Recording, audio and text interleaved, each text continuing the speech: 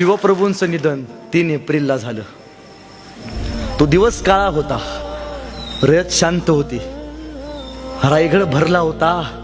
दोनदा, एकदा राज्याभिषेक सोहळ्याला आणि दुसऱ्यांदा महाराजांचा मृत्यू झाला. त्यावेळी महाराजांचं पार्थिव उचललं. शिवाजी महाराजांची एक इच्छा आहे शेवटची, जी महाराजांनी स्वतः सांगितली. काय म्हणतात महाराज?